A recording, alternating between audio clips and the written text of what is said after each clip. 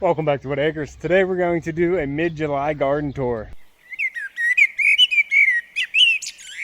There comes a time in every growing season when your garden just hits that peak. When you look around and you think, it's not going to look any better than this. Today's that day. I'm going to take a little cover here in the shade right now to get started. It's 89 degrees right now and 99 real feel in the sun. We're finally in the full swing of summer and the heat is really starting to bring out the blooms. So it really depends on what flowers you're growing and what weather you're having. But for me, I'm coming into the peak of my garden's bloom season right now, mid-July. We had some rain and now we had some heat. So it's really starting to bring on the blooms. The gladiolas, the hostas, the daylilies, and the sunflowers are really popping all around the property. So I want to take you around for a tour, see everything that's looking real good, because I really don't know if it's going to get better than it is right now. We skipped the front garden last week, so I'm going to start out here and show you the progress we've been having. We have a nice ring of the variegated hostas going around the bottom of the mailbox, and the purple clematis is still in full bloom, looking gorgeous right now, putting off a lot of color. The big ornamental grass behind it is actually for the clematis vine. They work together because the clematis likes to have shady feet, so it likes to have its roots shaded, so I put that right behind it so it doesn't have a full sun all the way to the ground. On the other side of the farm stand, I did plug in a volunteer sunflower that seems to be alive and doing well. It's actually coming into a bloom here soon, so this will turn into a nice picture if that sunflower can bloom before the clematis dies off. I plugged in some other volunteer sunflowers that are starting to bloom out here as well. They're growing up pretty nice and they should be blooming a little bit after all the other volunteers that I had and didn't move. Down low here in the wood chips we can see a pumpkin coming up and a cucumber beetle sitting on top of it. And then we have the castor bean, and these castor beans are finally starting to put on some growth. They probably tripled in size since I put them out here, and I have 4 of them. Yeah, 4 of them right here to try and grow up and kind of block the neighbors off a little bit. Got nice neighbors over there. I just don't like looking at other people's house windows. Down here in the corner, I did add an oak leaf hydrangea that my friend cut off his plant. It was just a root. Oh, something ate the tip, it looks like. And actually something ate the one growth tip and it started sprouting 2. So we still have some good growth out of this. I do water it whenever I fill up the bird baths, but I'm really glad to get a free oak leaf hydrangea. I have another volunteer sunflower that I transplanted back there, and then we have the Rudbeckia black-eyed Susan starting to bloom. Some of it's actually blooming back there, but I planted it up here. So this was the original one I planted last year, and it grew up and bloomed and it laid seed out all over this area. I took a good bit of it out, but I left some of the more established plants. And you can see they're actually blooming before the original for some reason. We do have some thistle coming up in here, so weed job isn't out of the question. But look at the Royal Empress. It responded really well after the prune. A couple more daylilies out here blooming, but look at this Royal Empress. It just put on a ton of growth since we pruned it back. I actually missed one of the branches. What is that? Look at this fungus growing down here. That's a neat. I didn't see that before. Some type of fungus growth coming out of the wood chips here. Oh, and down here I did plant a pumpkin seed. So we actually have a little pumpkin coming up. I don't know if this is one of the jack-o'-lantern or the weeby little pumpkins. I don't know if it's really even going to do anything out here, but why not put it out and try? There's a lot I want to change with this front area, so I'm really not putting a lot of effort into it until I have the time and the actual plan laid out to where I want to come in here and redesign the whole area. Underneath the Royal Empress, we have a ring of hostas that are blooming pretty nicely right now. I actually need to take this lower branch off so they get some more sun and can reveal the blooms a little better. I'll probably do that this evening. Check out this trunk though. It is huge. I can't remember, maybe 6 years ago, I think maybe I grew this from seed. Just massive. I'm getting some sprouts here. We don't want any sprouts because they just steal energy. Little suckers coming up. This is notorious for putting a lot of suckers out, so you really have to check this during the growing season. Make sure you don't have a bunch of these. Stealing water. Hump up. Look at the base. The root flare is close to 20 inches. Poppy, I didn't even see those, buddy. Look at those beside ya. Got some gorgeous hollyhocks back here. This was a volunteer that just came up and is doing its thing all by itself. It's actually a pretty good sized plant. This volunteer hollyhock is doing great over here. It's really making me want some more. Coming down the limelight row, you can see that they are really close to filling out here. They're just starting to show some color and forming their colas. There's a lot of buds on these and they're looking really healthy. We even have some blooming here on the morning side. Gorgeous whites. They're going to make great arrangements. I have the farm stand out there and I'd like to make some more flower arrangements and put them out, see if somebody wants to buy them, but Then once I make them, I just kind of want them for myself and I put them on my own table. Here on the new garden expansion that we put in last year, the willow is filling out gorgeous. The corkscrew willow, I did do a full prune up on that and brought it back into shape, but it's really just stretching out again. We have some phlox putting on a lot of bright color down here. 2 of them are doing really good. I got them on clearance last year at Lowe's. But this front one here is, I don't know what happened, something got into it or the dogs peed on it. Not real sure, but it would be really nice if all 3 of them were there. They're a front drop or a foreground for the Mount Laurel back here, but the deer ate that down, so it's nice to see that is recovering there. Some more volunteer sunflowers I transplanted out to this spot, so that'll be a nice pop of color whenever they come in here in a couple weeks. This butterfly weed I grew from seed 2 years ago. It grew all last year without blooming, and now this year it's been blooming long. It is a long bloomer, probably 6 weeks that's been blooming. And not just the butterflies like it, the honeybees are all over it too. A lot of them have been blooming a while, so you can actually see all these seed pods forming on them. We also have a bobo hydrangea starting to fill out as well. It should start coming into bloom with the limelight hydrangeas. But it's been pretty nice looking down through here in the side garden with all the different colors and layers. We'll get in there and see what else is blooming. A few years ago, I plugged in a bunch of bulbs of this crocosmia, I think 60 bulbs, and I put them all here in a drift. I think I ended up planting them too close because as you can see, they are all getting rather big, and some of them are bigger than others. And I'm not sure if they're different varieties or if some are just choking out the others and not letting them grow as big. A lot of my gardens are young and I don't have final plans for them really. I'm just trying to grow out plants, see how the plants grow, see which ones I like, and try and multiply them as the years go on, and then I can lift them up out of the gardens and spread them around as I figure out what I like. One thing I know I like are these hibiscus. This is one really large red hibiscus. It's going to be a big dinner plate size. We also have some lilies back here that have come into bloom. It's a nice yellow one with the purple, and I definitely like everything that's accented with some purple. The barberry really shows some contrast over here with the white Shasta daisy doing really well behind it, and another woodland phlox in here that I actually planted a couple years before those other phlox out there on the side garden. But I really like having repeating plants going through the landscape. Like I say, once one thing blooms, I like it all to bloom. What, puppy? What are you doing, pup? No digging in my garden, buddy. Ow, ow, thistle. What are you doing? A rabbit? There are some gladiolas still in here. I planted a bunch of them, but they did not do as good as the crocosmia. The crocosmia really took off, and the gladiolas are a little bit more sparse back here. There's actually a good many blooms on it. They're just a lot farther behind than all my other gladiolas, which also tends to be a nice situation. I have a lot of the same plants around the property, and they're all in different locations, getting different amounts of water and different amounts of sun. So even the same plants will tend to bloom earlier on a sunny location and later on the other side of the house in a shadier spot. So I get extended blooms of color going around the property. Like these daylilies. These daylilies are in the shade. They get a lot of morning sun, but they're also getting a lot of afternoon shade from this maple tree. So the other daylilies that are on the south side of the house getting all the afternoon sun have already been in full bloom now for a week, which I really enjoy seeing the color last. This sunflower here is a volunteer. I didn't even put it here, it just volunteered right in spot. I thought it was going to be a Tupelo sunflower, one that only gets about 2 to 3 feet with some multi-heads on it, but it turned out it's actually one of the bigger ones. So it's not too bad that's a big one here on the corner because it doesn't block too much, but we're going to see a nice big show of yellow from this one. Underneath that we have one of the hostas that's blooming with white flowers. Behind that we have some rudbeckia that I just plugged in, some black-eyed Susan, 2 that I started from seed, and then this line of hostas coming up the side. I'm not sure what the name of these are, but they're a really bright green hosta, and they're struggling a little bit in this location since they have so much sunlight. You can see that the tips of them are kind of just getting burnt out of their color. It's supposed to have a nice deep lime green, but you can see that they're really just turning some yellow and white here because they're getting too much sun. They're still blooming beautifully and bringing a lot of interest to this row, but I might have to switch that out with a hosta that can take a little bit more sun. And I noticed the other day that we have some volunteer gourds growing up right here. I think they might be pumpkins or something that I've had from decorations laying around.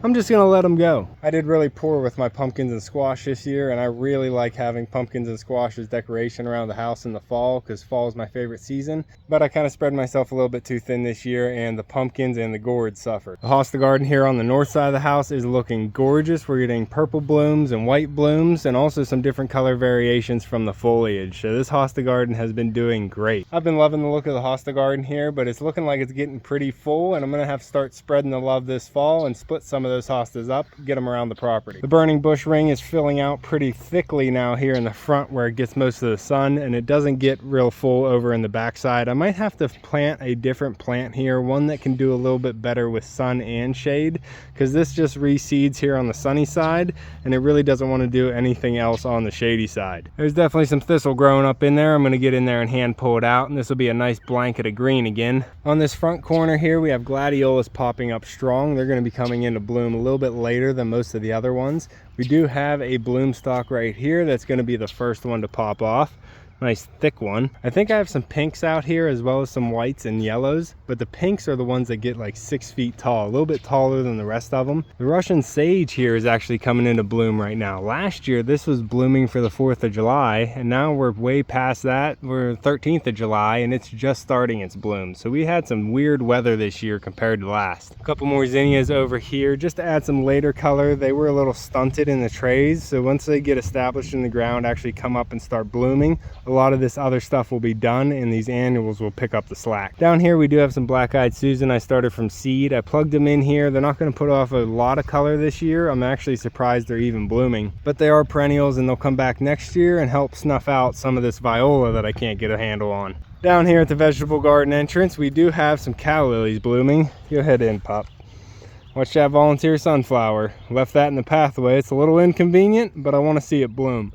The dahlia is getting real big, so once we get some of these gladiolas and sunflowers to fade away, I'll have some dahlias to fill in the color gap. So my garden is peaking right now on its bloom, but that doesn't mean it's done blooming. There's still more flowers to come here in late summer and into the fall, but right now I probably have the majority of my flowers all blooming at the same time. The pollinator patch is looking good. The butterfly bush has gotten pretty big. We also have some more gladiolas down here at a different stage than the rest of them, getting eaten up just a little bit. Way out there at the pond I did put up a Japanese beetle trap. I don't want it too close to the garden, so they say 300 feet away from your plants, so it is way out there and the wind blows it this way, so hopefully we get all the bugs to travel out there to the bag. More calla lilies down here around the pollinator ring. The hostas are just looking gorgeous right now. I don't think they were blooming last week, so it's really nice to see all this purple down here, the light purple hostas and the darker pinkish purple of the calla lilies, but also the pink of the butterfly bush, and now we have some yellow coming in with the gladiolas. And we had a casualty, so whenever the gladiola drops down, I'll come down here and cut it and put it into an arrangement so we can finish off the bloom cycle.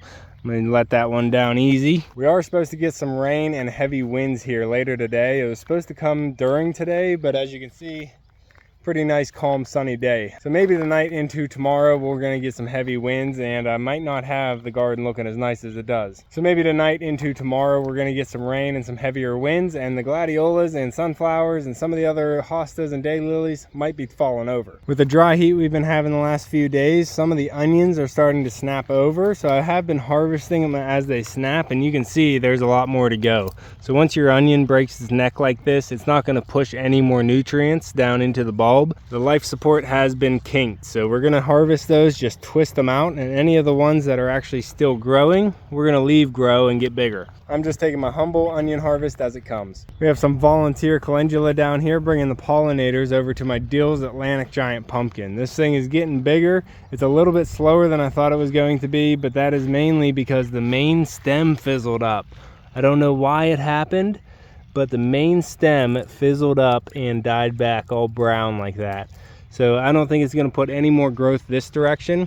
It's going to start getting wider. You can see all these growth points popping out right here, here, here. These are called the secondaries.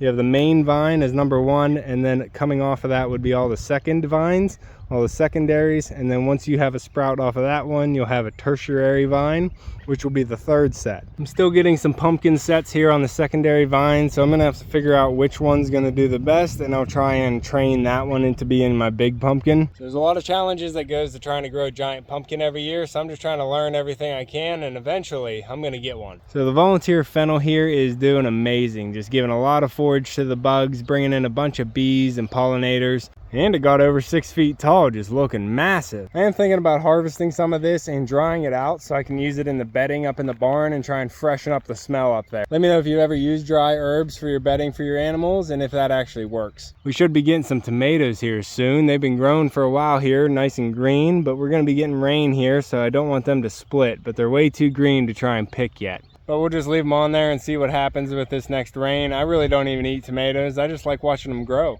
As with the sunflowers are looking gorgeous down here on the cut flower garden. They're just a perfect backdrop to my garden. And when we're up on the patio looking down here, it's just a big drift of yellow. So I'm really happy with all the volunteers that I got. And I'm gonna leave a lot of those seeds go for the birds, as well as to drop down and then reseed for next year. My gardens definitely want to be as beautiful as they are if I didn't let the volunteers come. We got sunflowers and daisies and echinacea all blooming back here behind the vegetable beds. We have the peppers just putting on some size. This one's doing the best. A bunch of little banana peppers on this one. Those 4 banana peppers, and then I have 6 of the bell peppers. I don't have a lot of bells coming on, but they're just starting to put on their flowers. That turkey vulture was higher than the helicopter. I'm right on a military flight path, so we get a lot of helicopters flying pretty low. Past the peppers, we have the zucchini, and they've been growing. I actually got a tiny little zucchini off of this one, and it looks like it's putting on another little one. We have a few growing on this one as well. The plants aren't super big, but they probably could use some water and some fertilizer. They're in straight mushroom compost right now, but I don't water my garden down here. I have to hook up about 250 feet of hose to get water down to my vegetable garden, and I don't like doing that. So a lot of the time it's up to the rain to keep my garden alive. The potatoes are getting massive down here. I really need to get some hay down here so I can hill them up. I actually completely forgot about hilling my potatoes this year, so I probably will get in there, get some hay on there to protect the skin of the potato, but I probably won't do as many hilling as I did before. When I was growing my potatoes up in the food forest, I was hilling them probably every 2 weeks, trying to get them covered up and covered up and covered up. And then when I went in to harvest all my potatoes, I didn't have any up there in the hill, so I had them all down there in the soil. So as long as you keep that soil covered and the rain doesn't wash it away and expose the potatoes down in the soil, I think I'll be all right. So I'm just gonna hill them once and get them nice coverage so it holds in a lot of the moisture, covers up any of the soil that's been worn away, and we'll see how the potatoes get this year. The island garden over here is starting to take on a little bit of a cottage feel, so we have some hostas blooming. I don't know how well you can tell, but there are so many pollinators on this blue sea iridium. It's just a pollinator magnet. There's so many different types, from little ones to big ones, and bees and gnats and flies. It's just amazing how many different bugs that this brings in. Also some more different colors of daylilies that I plugged in last year or the year before. We have some purple ones here with a yellow center coming into bloom. Behind that we have some orange calla lilies looking good. A real big Lucifer crocosmia, the red crocosmia. I really like this flower. Last year I took it to a garden show for cut flowers and I took first place with my Lucifer, and the red looks really good with a purple Hosta backdrop. I tried to alternate the lilies so we had different colors, but this one's a little bit darker, has more of a maroon outside, and then we have a straight yellow, a big old weed here. I told you it's a cottage garden. Cottage gardens have weeds if you didn't know, but mine definitely does. We have a bright yellow one right here, and then more pinks and purples coming down into the center. Along the pathway here, the calla lilies are starting to come into bloom. We have the orange, the yellows, and the dark purples. But this one has the sherbet color, which I like, which is kind of a yellow and red, kind of like a orangish peach. And they're doing pretty good for not getting a lot of sun in this location. I didn't even plant this pot. This was a burning bush pot that I planted last year, and then it just reseeded and came together. And just look how beautiful that shaped itself. Love it. The little quickfire hydrangea is looking really good here on the back side of the island. It's getting just enough sun out here, I think, to get a full bloom. As you can see, all the daylilies on the back side of the island have finished up their bloom. We have just a couple more here on the end. Also, all the yuccas are gone this week. So sometimes you forget about what just fizzled out on the bloom as new blooms come in. So it's nice to get these garden tours out week by week. I try and get them out every week, but sometimes I don't have the time. Just doing what I can. Hi, little ducklings, you're getting big. There's not many blooms out here in the poplar bed, only one little hosta right here. And this hosta is placed here so you can actually draw your eye into the purple, and then your eye gets taken on down the line. So I was never in an AV club and I'm not a very good photographer, so it's hard to show exactly what I'm seeing here in person through the camera. So coming down this driveway line, we have alternating orange daylilies and light purple hostas. You might not think to put those two colors together, but they really work going down the driveway line, and I like seeing the stark contrast of the cool purple with the hot orange. Some of the daylilies have been blown off by the wind that we've been having today, but there's a lot more on there still yet to bloom. As we try and ignore the disappointment of not having the pergola covered in gourds this year, there is still some beauty yet to be seen. The firelight hydrangea is coming into full bloom, just looking gorgeous, starting to tinge off into its pinkish red. We have some gladiolas that are going to offer a later show than everywhere else over here because they're getting a lot of nice afternoon shade from the eastern hemlock. Right here we have a volunteer sunflower that's also going to be a little bit later than the rest. After that is a nice row of calla lilies, and we have some different colors in this one. My aunt likes to grow these calla lilies and give them away, and she gave me a bunch of them, and I really didn't have a place to plant them, so I wanted to get them all in the ground quickly. So I just made a real big row here next to the pathway on the pergola and put them all in. I didn't know what colors they were, I was just hoping they would survive, and they look pretty good. And the castor beans up here are actually growing up pretty well too. Behind the pergola here at the hangar building, we have a row of hostas I plugged in. They're doing really well, blooming nicely. My dad did come through here and sprayed all the weeds to try and kill them down because he wants to put plastic along the building, protect this building like it's Fort Knox. So we're going to be putting plastic down as moisture control and then mulching it over. I don't want the plastic to come past the hostas because I still need them to get some water. So I'm trying to get the plastic to go right up to the hostas and then mulch all the way down to where the grass starts. And I know there's one more feature up here at the pergola garden that you want to see, and that's the silver lace arch, and she's looking good.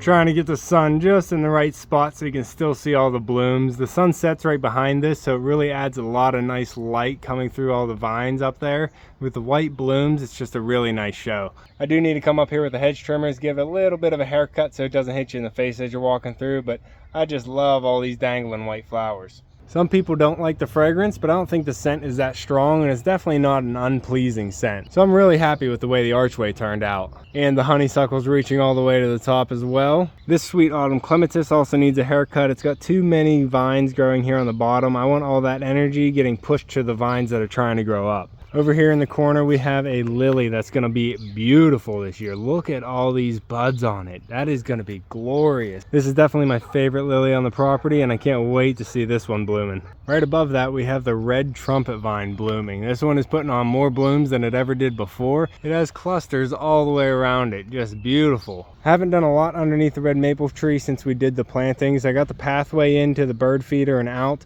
and I did notice that the plants that we did put in are starting to like their new location better. This astilbe has greened up a lot from where I pulled it out. This one's not doing too great, but I think it just needs some water. I think it's liking its light situation a lot better, but it's not getting a lot of water underneath this tree, and we haven't had a lot of rain to help. Also, these ferns back here that I pulled from the side garden are doing so much better out here. They're growing and actually putting on some new leaves. I'm not too concerned with that garden. I wanted it to be simple and low maintenance, so I'm just glad that everything's alive that I put in there, and we'll just see how it fills out. Over here on the side of the yard, we have a calla lily that's blooming, and I wanted to show you this one, how it has the cup lily flower there, but then the leaf is also colored like the flower, just giving that extra interest. Just beautiful. I love how the calla lilies do that. We also have a hosta here and a daisy. We have the poppy on the side that brings you straight over into the poppy bed. There's still a few volunteers blooming, but there's not many left of the poppies. The coffee cups elephant ear is starting to grow in there, reaching out towards the light, and we have a bunch of volunteer 4 o'clocks coming up.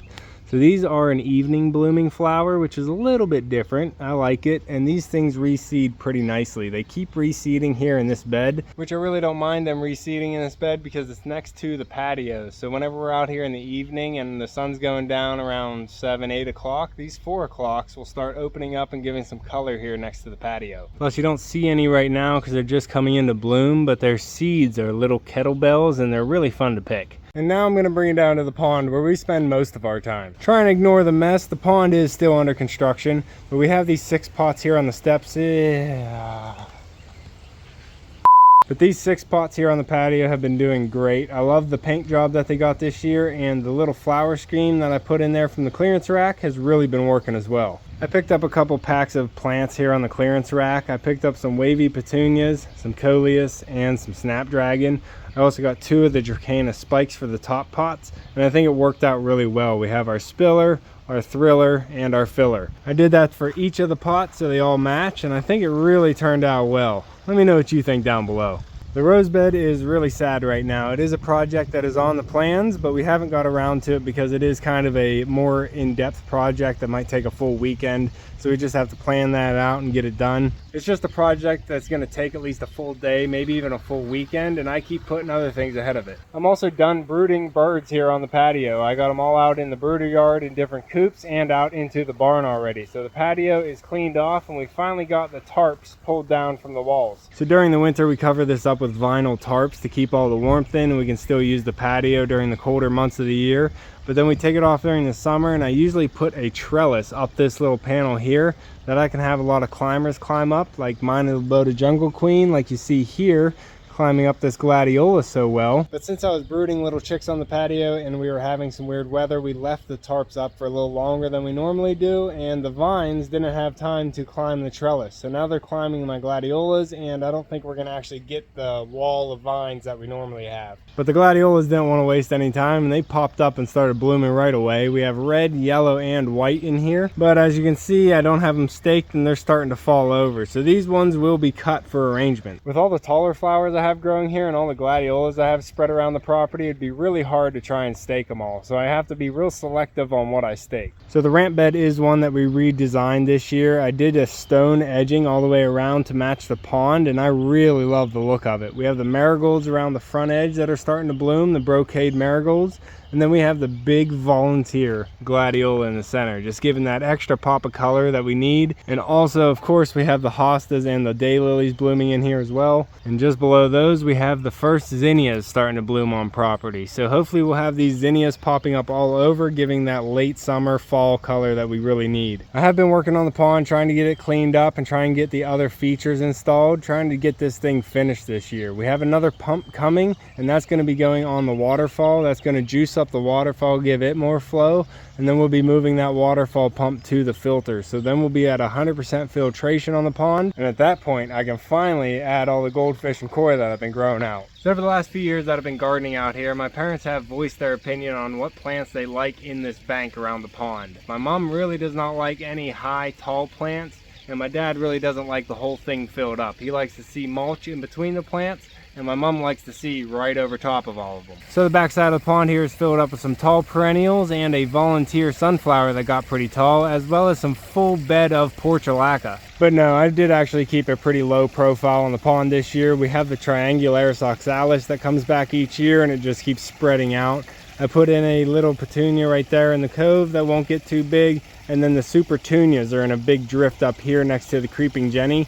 All of that's going to stay really low and just add a blanket of color. Instead of a large banana tree, this year I went with an elephant ear, which does hide the waterfall because I don't want you to see the whole waterfall from one angle. I like you to be able to walk around and discover different features. So I do have to put something there just to hide that falls and just add a little bit of curiosity, forcing you to walk down here and see the whole thing. On the back of the falls, I did add a lemongrass. I had one where this elephant ear was last year to be that hide there, but this year I wanted it more as a backdrop. It won't get too tall like the banana tree did, but it will get just big enough to add slight backdrop and bring your eyes down to the waterfall instead of just casting them straight over to the barn. I do have some brocade marigolds and some dahlias there going up the side, but right now the gladiola is in full bloom. It is in its prime right now, and it's probably going to bloom for a few more days now, as long as the wind and the storm doesn't come and knock it over.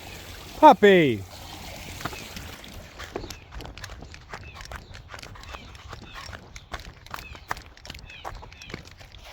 What? What? What's up there?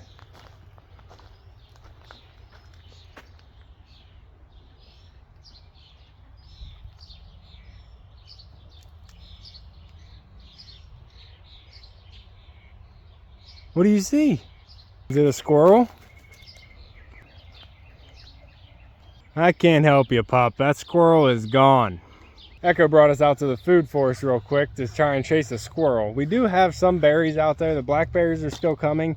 I did get a couple of the red raspberries. I don't think my fall gold raspberry is what it should be. It's still red. I thought that was supposed to have gold berries on it, but we'll see. The deer ate my Hosta berry. I'm just trying to let things grow out there, and if something's there when I walk by, I'll pick it. Me and my dad have been picking a lot of the currants. Every time I go up to close the barn, I check and see if any of them are ripe, and on the weekends, he'll help me close it up sometimes, and he'll check and get a handful of currants too, and you just don't buy those in the store, so it's nice to have those available in season. But anyway, this whole garden tour is really just to show you the red gladiola right here before the storm comes and tries to knock it over. I did stake this one. It's the only one I actually staked. I used 24 6-foot bamboo stakes.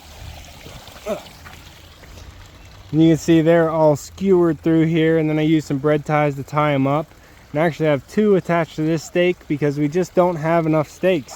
This one's not tied down. This one's not tied down. There's one down here. There's a couple more. That one doesn't have a stake. That one's pretty big. It should have a stake. Look at this one.